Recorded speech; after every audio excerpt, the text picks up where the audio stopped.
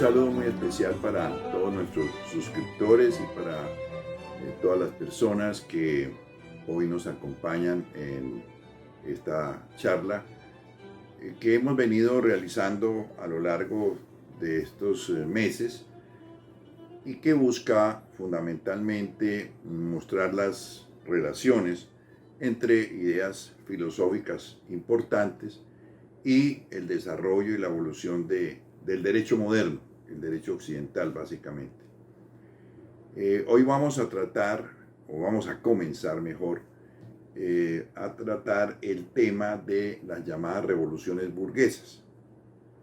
Todas estas ideas que hemos visto, filosóficas, de Locke, de Voltaire, de Rousseau, de Montesquieu, etc., de alguna forma se van a reflejar y van a influir en estas tres grandes revoluciones de la época moderna y que dan nacimiento a la democracia occidental, la democracia liberal. Las tres grandes revoluciones de las cuales vamos a hablar en este capítulo de hoy y en otros posteriores son básicamente la Revolución Inglesa, la Revolución de Independencia de las 13 colonias norteamericanas que dieron origen a los Estados Unidos y la Revolución Francesa de 1789. Hay que aclarar, claro, la Revolución Inglesa es la inspiradora, indudablemente, en gran medida, de las ideas de Locke y las ideas de Voltaire y las ideas de Montesquieu y las mismas ideas incluso de Rousseau, con todas las diferencias que él tuvo frente a las instituciones inglesas. Pero de todas maneras es este proceso inglés el que va a inspirar a estos autores que a la postre, con sus ideas, van a dar nacimiento a la democracia occidental, la democracia liberal que hemos conocido a lo largo de estos 200 y tantos años. Hay que decir lo siguiente en primer lugar. La democracia es un régimen político, un régimen de dominación política muy nuevo. Realmente, si uno mira a lo largo de la historia, en la antigüedad, pues tenemos el periodo de la democracia griega, que dura unos 300 años, la democracia romana, que igualmente dura otros 300 años, pero el resto de los pueblos del mundo no vivían en situación de democracia. En el resto del mundo existían reyes, emperadores, faraones, etc. Es decir, regímenes de tipo autoritario, de tipo centralizado, de tipo absolutista. Muchos de esos, o todos, indudablemente, todos estos regímenes monárquicos, pues consideraban que el origen del poder que detentaban estos gobernantes era de origen divino. Una vez que Roma construye el imperio, en el año 27 sube Augusto César y con él termina el periodo de la República, es decir, el periodo democrático, con todos los defectos y fallas que ya hemos señalado que tuvo la democracia romana. Termina de todas maneras el periodo de la República y comienza el imperio que va a durar hasta el 476, por lo menos el imperio de Occidente, que cae en ese año cuando los bárbaros derrocan al último emperador. Y termina entonces el imperio romano. Pero ya la democracia se había extinguido en el año 27 cuando sube Augusto César. ¿Qué viene después? En el resto del mundo, incluida Europa por supuesto, lo que vamos a tener son gobiernos nuevamente monárquicos, césares, emperadores, sultanes, califas, es decir, todo tipo de gobernantes unipersonales y que en general todos consideraban que el poder era de origen divino. La democracia va a surgir básicamente a partir de finales del siglo XVII en Inglaterra, como lo vamos a ver, siglo XVIII en el resto de países como Estados Unidos, cuando se crean los Estados Unidos, Francia, y va a durar mucho tiempo para que surja la democracia en el resto del mundo. Europa va a seguir teniendo monarcas, la lucha va a ser para lograr instituciones democráticas, constituciones, parlamentos, elecciones, eso va a ser la lucha del siglo XIX en Europa. Surgirán las repúblicas hispanoamericanas que tendrán instituciones democráticas sujetas a muchos conflictos, convulsiones, guerras civiles, golpes de Estado, etc. De manera que la democracia es un fenómeno reciente en la historia de la humanidad y un fenómeno corto realmente, señalando cómo el periodo de la democracia antigua, griegos y romanos, duró muy poco tiempo, 300 años, frente al resto de los gobiernos autocráticos, gobernantes únicos, etcétera, de origen divino, y luego todo un periodo larguísimo hasta el siglo XVII, cuando comienzan a aparecer instituciones de forma de estilo democrático en Inglaterra, más tarde Estados Unidos, más tarde Francia, etcétera. Y todavía ahí no nace la democracia completamente, como lo acabo de señalar. Bien, dicho esto entonces, la Revolución Inglesa, hay que señalar lo siguiente. En primer lugar, Inglaterra tiene una larga evolución de sus instituciones políticas que va a dar lugar a la democracia. De manera que no podemos hablar exactamente de Revolución Inglesa, salvo dos momentos de la historia inglesa que son la Revolución Puritana de 1642, cuyo resultado es el derrocamiento del rey de esa época, Carlos I, su decapitación, el gobierno militar de Cromwell, el restablecimiento de la democracia con Carlos II. Viene después la Segunda Revolución, la Revolución de 1689, la revolución que llamó Locke Gloriosa Revolución. Esos son los dos momentos revolucionarios. Pero realmente Inglaterra tiene una evolución tranquila, llamémoslo así, relativamente pacífica, que va a ir dando lugar paulatinamente, sin que haya una teoría previa establecida a las instituciones democráticas y a la democracia moderna que va a inspirar a las democracias posteriores, concretamente Estados Unidos y la Revolución Francesa. Estos son pues los puntales, llamémoslo así, de lo que vamos a ver como revolución en Inglaterra, que debe ser aclarada. Es decir, los ingleses se han preciado muchísimo de que esta evolución fue una evolución tranquila, pacífica. Ellos ocultan un poco este tema de la muerte del rey Carlos I, decapitado un siglo antes de que ocurriera lo mismo en Francia, etc. Pero en realidad sí hay que hablar de que ha habido una evolución tranquila y relativamente pacífica que va a conducir a la democracia moderna.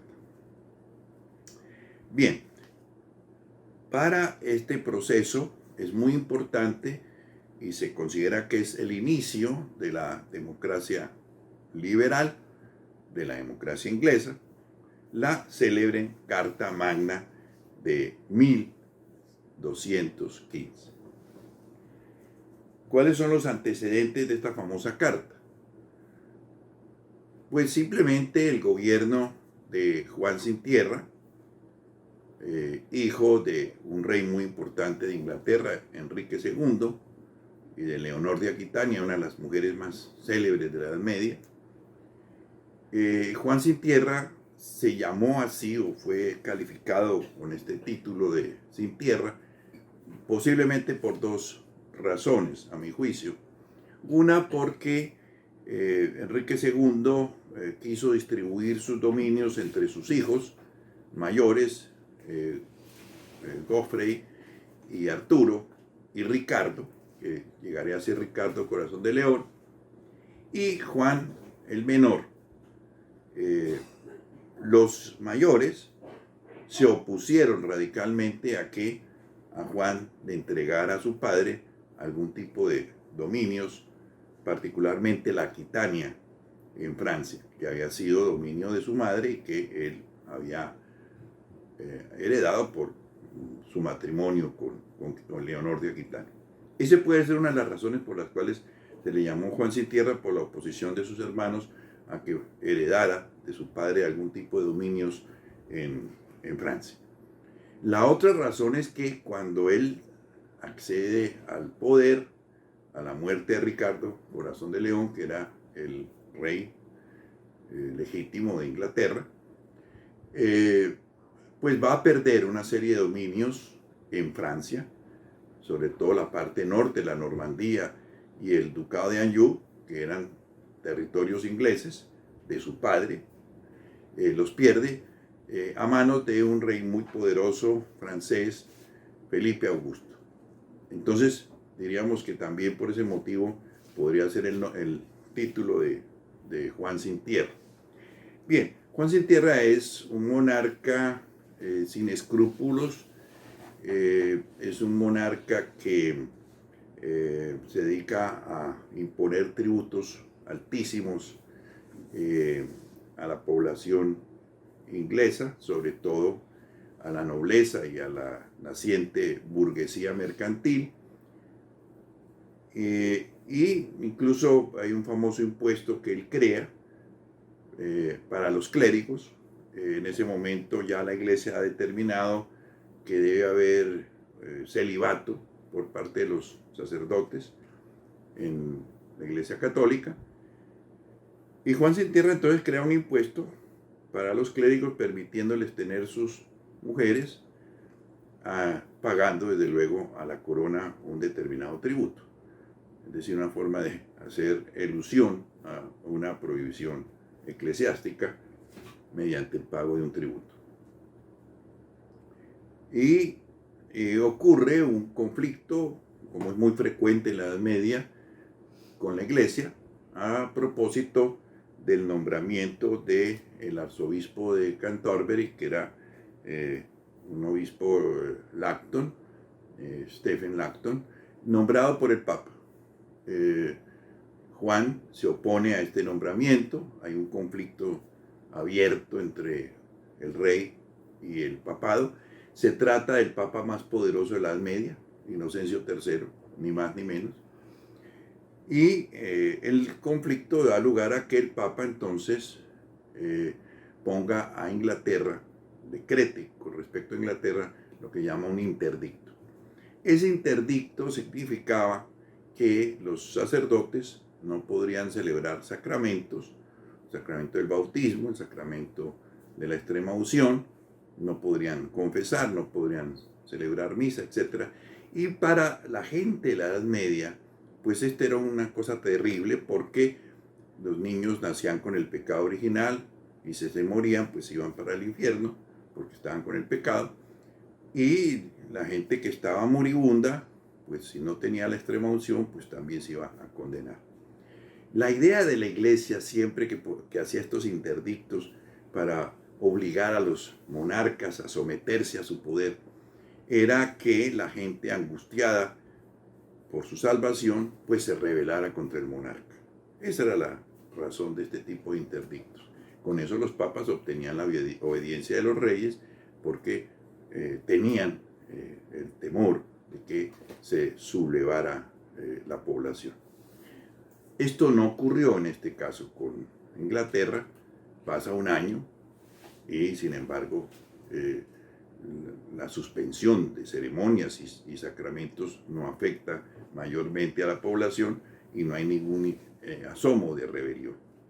Entonces el Papa acude a otro mecanismo mucho más efectivo al parecer, y es autorizar al rey de Francia, Felipe Augusto, a que invada Inglaterra, derroque a Juan y lo legitima como rey de Inglaterra. Ante esta amenaza, que es una amenaza real porque Felipe Augusto comienza a reunir sus ejércitos, los señores feudales comienzan a acudir a órdenes del rey de Francia para invadir a Inglaterra. Entonces Juan cede ante el Papa, se arreglan las cosas y Juan sin tierra, en un acto de sumisión humillante, sin duda alguna, declara que Inglaterra pasará a ser un estado pontificio. Y eso significa que tendrá que pagar un tributo al Papa, un tributo anual. Son 10.000 libras anuales. Esas 10.000 libras, viene un primer contado, llamémoslo así, que paga Juan, y hasta que no paga el primer contado, el Papa no levanta el interdicto. Y ese pago va a ser anual, es un tributo anual. Y claro, para obtener el pago de este tributo, entonces, nuevamente, Juan sin tierra comienza a gravar con tributos a la población y sobre todo a la nobleza. Entonces viene la rebelión de los nobles, se levantan en armas, le niegan la obediencia a Juan y ante esa amenaza Juan sin tierra va a ceder y entonces va a firmar la célebre Carta Magna de los derechos del pueblo inglés, que en realidad son los derechos y los privilegios que el rey decide y acuerda conceder a sus nobles rebeldes. El documento, la Carta Magna, es realmente un documento medieval, está escrito en latín, pero pues los autores posteriores han querido ver en esta Carta Magna los orígenes de la democracia liberal. De ahí que todas las constituciones modernas se les llame Carta Magna, la carta, se habla de la carta cuando se habla de una constitución, aludiendo un poco a este origen de la democracia liberal en Inglaterra que se hace nacer a partir de la Carta Magna de 1215. Y claro, hay un texto que muchos interpretan como un texto muy moderno para ser un texto medieval, que dice lo siguiente: existen leyes de derechos que pertenecen a la comunidad, el rey debe respetarlos y si los viola, la lealtad hacia el rey cesa. Cesa el deber de sus súbditos a obedecerle y surge entonces el derecho de rebelarse. Ese texto que habla del derecho a la rebelión no es, sin duda alguna, no es el derecho a la rebelión del cual hablará Santo Tomás y al cual nos hemos referido en una ocasión anterior. Ese derecho a la rebelión de Santo Tomás es cuando el monarca se aleja del bien común, que es la finalidad que Dios ha pretendido para el poder político. Tampoco es el derecho a la rebelión del cual hablará Locke en su momento, cuando él considera que existe el derecho a la rebelión cuando el monarca, el gobernante, se convierte en un gobernante tiránico y despótico, que no gobierna de acuerdo a ninguna ley, sino según su capricho, y afectando los derechos de los súbditos. Este es un derecho de rebelión que nace de un derecho feudal, que significa que el vasallo, cuando el señor feudal viola los derechos del vasallo, el vasallo tiene el derecho de negarle la obediencia. Y era lo que ya habían hecho los varones ingleses cuando deciden rebelarse contra el rey, le niegan la lealtad, el vasallaje que implica esa lealtad y pues se rebelan contra él. Es lo que los señores feudales habían realizado y que obliga al rey a firmar esta famosa carta. Hay dos elementos de la Carta Magna que siempre se han considerado fundamentales para el nacimiento de un Estado democrático o de un Estado liberal. Dos limitaciones que la Carta Magna establece.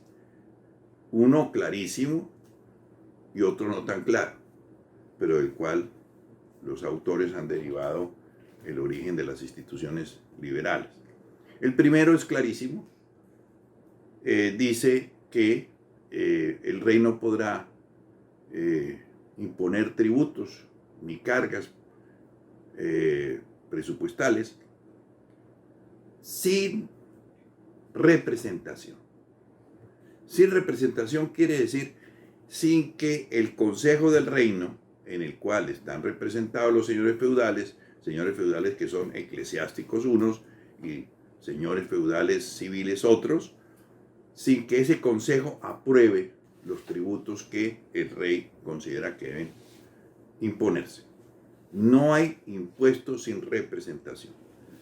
Este es un mandato, llamémoslo así, que va a pasar a todas las constituciones liberales del mundo. Solamente los organismos representativos de quienes han de sufrir los tributos son los que pueden aprobar los impuestos. Por eso, en todas las constituciones del mundo, los impuestos los decretan los parlamentos o los congresos. No puede el Ejecutivo, motu propio, decretar tributos o impuestos sin pasar por un parlamento o por un congreso que los apruebe. Esta es una primera limitación a los poderes del rey. El rey no puede crear tributos sin la anuencia, sin la aprobación de un órgano representativo de quienes han de pagar los tributos y sufrir los tributos, que son los nobles representados en ese Consejo del Reino, en el cual tienen presencia representantes de la nobleza, tanto clerical como la nobleza civil. Esa es una primera limitación. Una segunda limitación es el tema de la libertad, que, como digo, algunos autores han querido ver aquí ya los orígenes remotos del famoso habeas corpus. Nadie puede ser detenido arbitrariamente, y si es detenido arbitrariamente, el afectado o sus familiares o sus amigos o quien conozca la arbitrariedad de la detención acudirá ante el juez del lugar y pondrá en conocimiento esta situación. Si el juez del lugar encuentra que ha habido una detención arbitraria, ordenará a quien tenga retenida a la persona su libertad inmediata. Esto no lo dice la Carta Magna. La Carta Magna lo que dice exactamente es que ningún hombre libre será encarcelado si no es por un juicio legal. Punto. Punto. Ahí no se habla absolutamente de habeas corpus para nada. Bien, ¿qué va a pasar entonces? Pues Juan Sin Tierra se va a rebelar contra esta firma que le ha sido obtenida a través de la coacción, la rebelión de sus nobles, de los varones ingleses. Va a acudir al Papa, con el cual ya tiene muy buenas relaciones, y el Papa entra en cólera y excomulga a los varones ingleses. Y se opone a esta decisión de los varones ingleses de imponerle al rey estas obligaciones de la Carta Magna. Pero ¿qué va a pasar? André Maurois, que ha escrito una bellísima historia de Inglaterra, dice lo siguiente: avisados por el arzobispo Langton, este arzobispo que había nombrado el Papa y que había sido objeto del conflicto con Juan Sin Tierra, imagínense, y había organizado la conjura de los nobles contra el rey, hacen sonar las campanas y celebrar la misa como si nada hubiera pasado. Dice André Maurois, la autoridad del Papa sobre Inglaterra, demasiado lejana para el Papa, resultaba ya muy frágil. Esto tiene gran influencia porque vamos a ver que la rebelión de Enrique VIII, que también va a tener una incidencia también muy grande en el nacimiento de la democracia, se va a producir precisamente porque el poder papal se ha venido debilitando ciertamente muchísimo a partir de la famosa Carta Magna. Es decir, los varones ingleses, el pueblo inglés, desconoce totalmente al Papa Inocencio III. Es decir, el Papa más importante de la historia del papado, el Papa más poderoso. Sin embargo, en Inglaterra se desconoce su ira y sus decisiones en contra de esta Carta Magna que ha sido firmada por el rey, coaccionado, claro está, por los varones ingleses. La Carta Magna, todos los monarcas la van a jurar, todos van a decir que respeta la Carta Magna, etcétera, a partir de este momento. Sin embargo, la Carta Magna es muy poco conocida. La Carta Magna resulta siendo un poco como ocurre con las constituciones modernas. Todo el mundo habla de las constituciones, todo el mundo invoca artículos de la Constitución, a veces en forma equivocada, artículos que a veces ni existen en las constituciones. Todo el mundo cree que conoce las constituciones, pero, y esto es más o menos lo que ocurre con la Carta Magna, que es muy poco conocida, solamente hasta el siglo XVI, es decir, 300 años después, es traducida del latín al inglés. O sea que diríamos que durante todo este periodo nadie lee la Carta Magna porque está en latín. El latín se va volviendo un idioma cada vez más exclusivo de los intelectuales, de la gente culta y poco conocido por la mayoría de la gente. Máxime que en Inglaterra, que es un país que no tenía una tradición latina muy fuerte, pues la gente no conoce realmente la lengua del Lacio. Bien, ¿qué va a pasar después? Va a surgir el Parlamento inglés. Este es el otro tema importante. Carta Magna, por un lado, con dos limitaciones muy importantes al poder monárquico. Uno, la limitación tributaria. El rey no puede crear tributos sin la representación de quienes han de sufrir los tributos. Y segunda limitación muy importante, la libertad. El rey no puede disponer de la libertad de las personas, sino a través de un juicio legal, que es lo que dice la Carta Magna.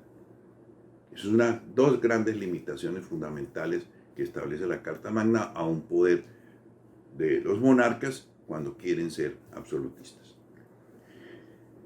Y el otro elemento es el Parlamento, el origen del Parlamento. ¿Cómo surge entonces el Parlamento? El Parlamento tiene su origen en este famoso Gran Consejo del Reino, donde estaban representados, repito, los nobles, eclesiásticos y civiles. ¿Y cómo se va a transformar en un órgano representativo más amplio, que represente a sectores no representados hasta ese momento en este cuerpo? Ocurre que sucede a Juan Sin Tierra, su hijo, Enrique III, un hombre bastante distinto a su padre, la verdad, un hombre devoto, un poco ingenuo, pero que intenta en algún momento convertirse en un monarca absolutista, y entonces va a encontrar la rebelión de un noble muy importante, que entre otras cosas es su cuñado, que se llama Simón de Montfort. Este Simón de Montfort no hay que confundirlo con el famoso Simón de Montfort que dirigió la cruzada contra los cátaros en Francia. Un hombre terrible, sanguinario, brutal. Toda esta cruzada famosa contra los cátaros, los albigenses, como también se llamaban, que eran de esta ciudad de Albi, en Francia, ha sido conocida como uno de los hechos de barbarie más terrible de la historia. Y en la cabeza de ese monstruoso movimiento cruzado lo dirigió este Simón de Montfort. Simón de Montfort era el papá de este Simón de Montfort del cual vamos a hablar ahora. Simón de Montfort, entonces, hijo, se rebela contra su cuñado, contra el rey, arma un ejército, lo apresa al rey y comienza a gobernar a Inglaterra como si fuera un monarca. Desde luego no se declara rey ni cosa por el estilo, pero es el que gobierna realmente Inglaterra durante algunos años. Y él va entonces a transformar ese gran consejo del reino en el parlamento, porque decide que a este gran consejo, además de la representación de la nobleza, asistan 2 caballeros por cada condado de Inglaterra. Los caballeros eran terratenientes, tenían obligaciones militares con la corona, tenían unos ingresos de 20 libras al año, y se llamaban caballeros. Esos caballeros son 2, van a representar a cada condado, y 2 villanos, es decir, 2 personas por cada municipio, llamémoslo así, por cada aldea, por cada villa del reino. Allí están representados sobre todo los comerciantes, artesanos, es decir, lo que podríamos llamar la burguesía que está surgiendo en este momento en Inglaterra. Claro, por eso, un poco paréntesis, las revoluciones que vamos a ver, como la inglesa, como la francesa, como la independencia de los Estados Unidos, pues son revoluciones que han llamado burguesas porque le van a dar el poder a la postre a una clase social nueva que es la burguesía. Burguesía en este momento entonces no tiene la connotación peyorativa que va a tener después en el siglo XIX, cuando se habla de los burgueses con cierto desprecio y con cierta, digamos, afectación negativa.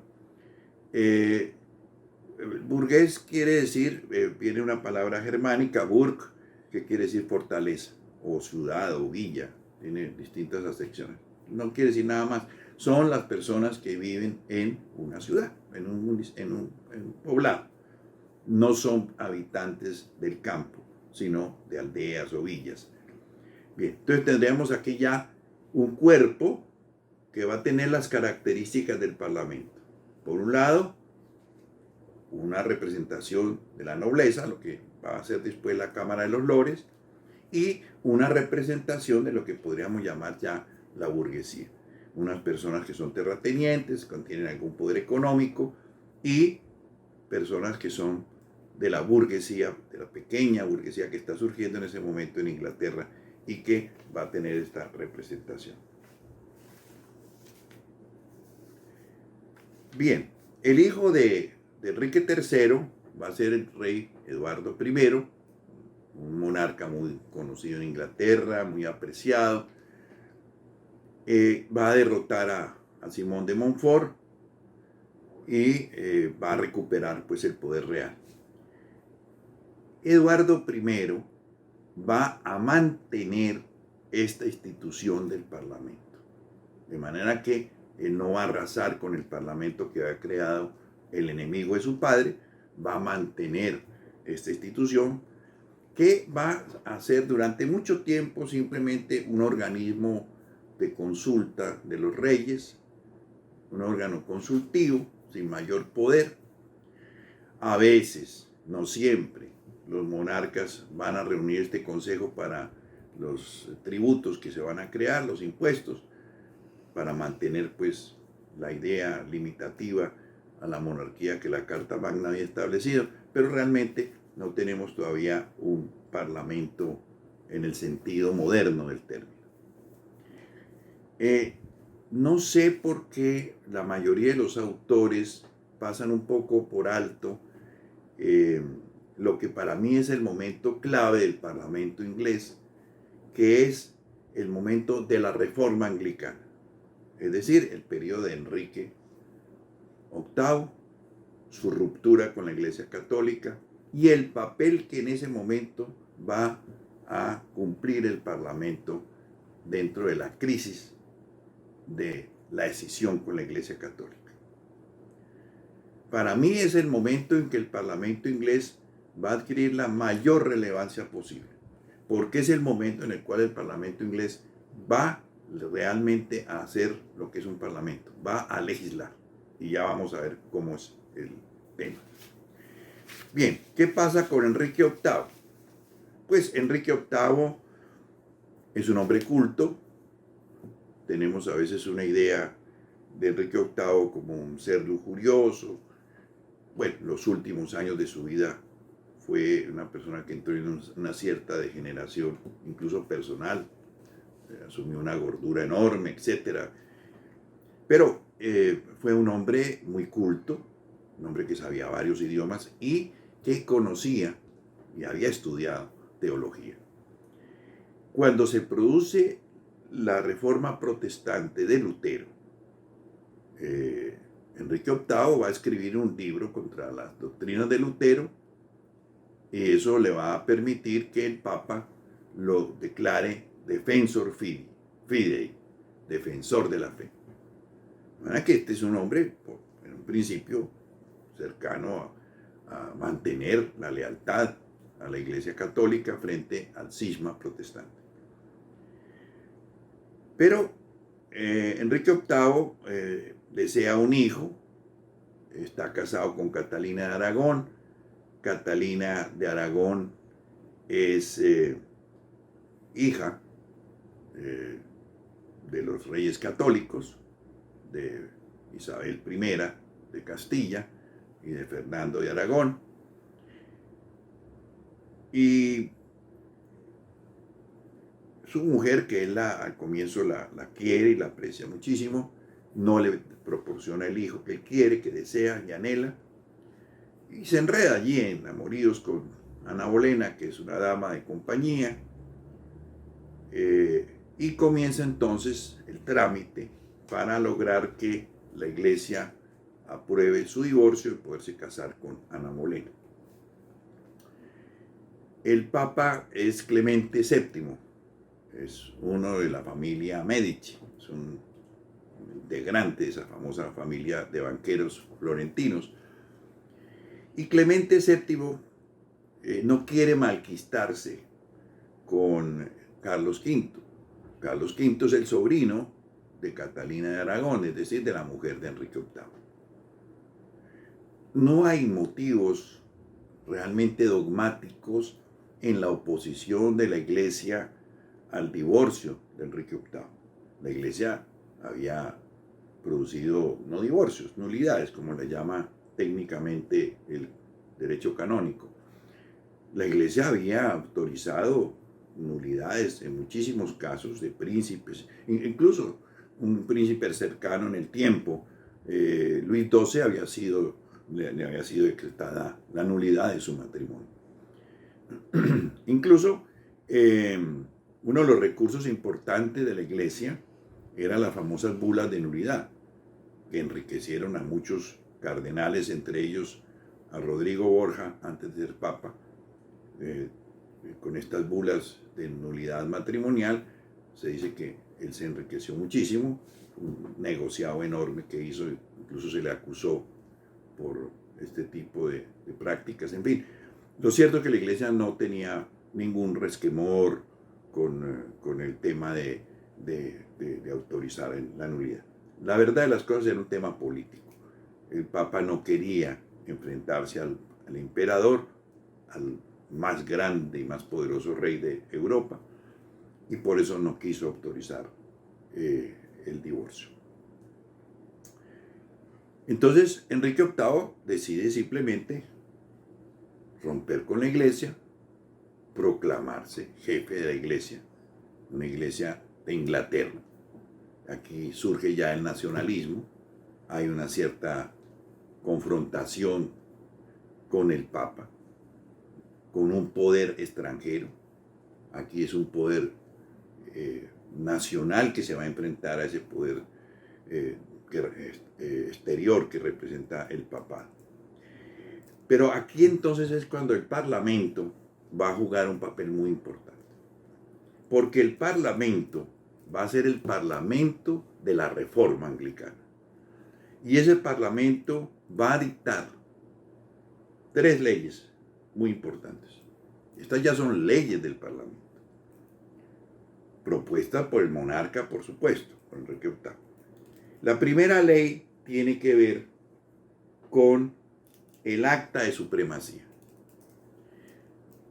En esta acta de supremacía, el parlamento decreta que el jefe supremo de la Iglesia de Inglaterra es el rey, es el monarca.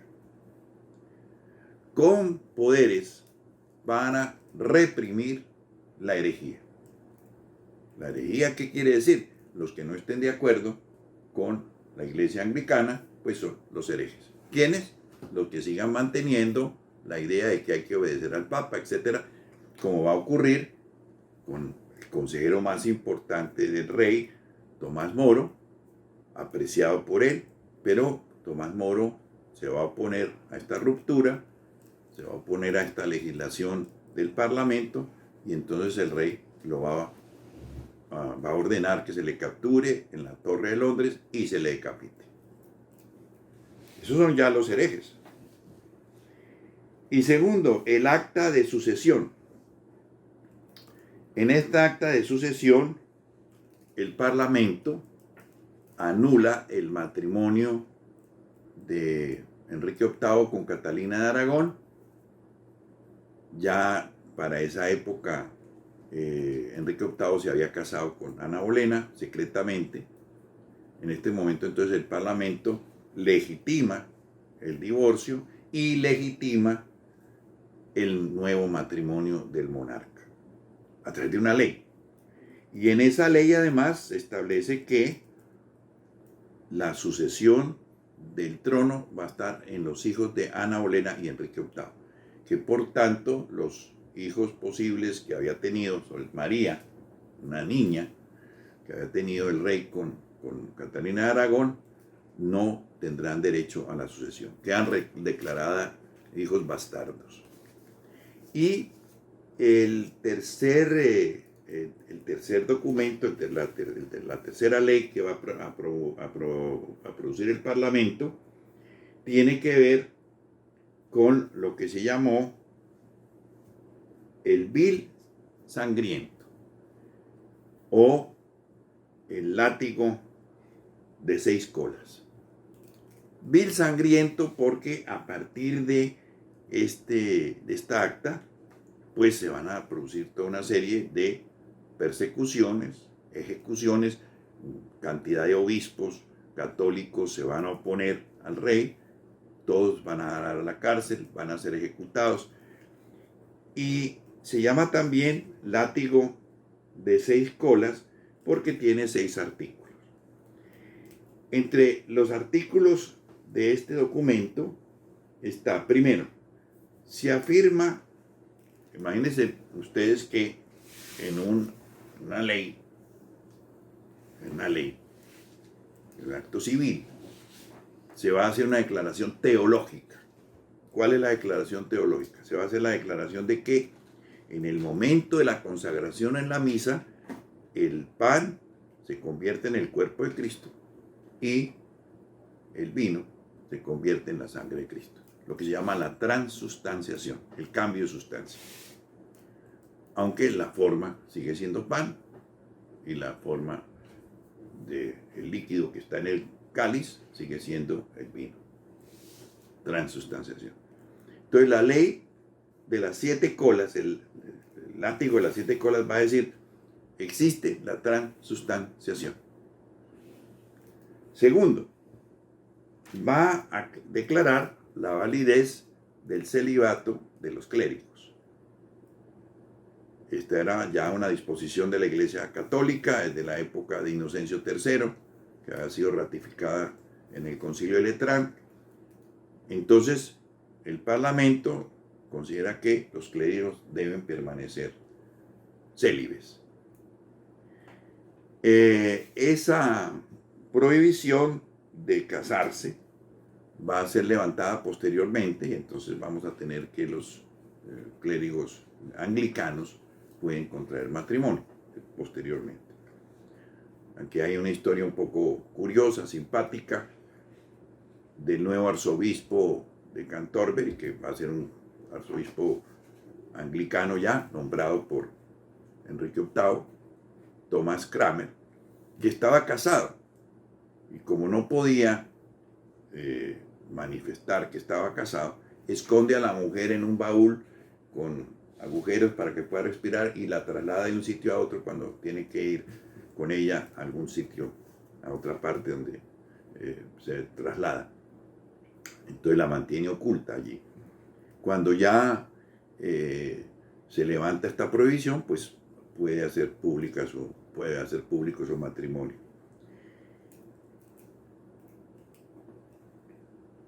Y finalmente este documento del Parlamento va a prohibir cualquier tipo de apelación o acudir a Roma al Papa por cualquier motivo.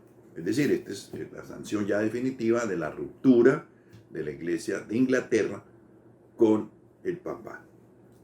Es decir, se consuma pues la escisión de la Iglesia de Inglaterra. Estamos hablando de el año 1534. El fenómeno Lutero ha ocurrido en 1517. Es decir, tenemos 20 y tantos años de diferencia entre uno y otro fenómeno. ¿Qué es importante de este periodo del Parlamento de la Reforma? Pues el hecho extraordinario de que un consejo que está conformado por nobles y por representantes de una naciente burguesía mercantil se va a convertir en un órgano de legislación y va a sancionar con leyes, con biles, como se llaman en Inglaterra las leyes, van a sancionar los fenómenos nacidos de la ruptura de Enrique VIII con la Iglesia Católica. El Parlamento entonces pasa a ser el protagonista de los hechos políticos que se van a suceder en Inglaterra durante el siglo XVII, que vamos a analizar en la próxima ocasión, y sea pues el momento entonces de invitarlos a ustedes para una próxima sesión donde veremos la evolución de este Parlamento y de su confrontación con la monarquía, que finalmente va a determinar el nacimiento de la democracia liberal en Inglaterra y el modelo de la monarquía constitucional que va a inspirar a Montesquieu, que va a inspirar a Locke, etcétera, etcétera. Con esto pues damos por terminado la sesión del día de hoy y nuevamente invitarlos a ustedes para que nos acompañen en una próxima transmisión. Muy buenos días para todos y muy buenas tardes.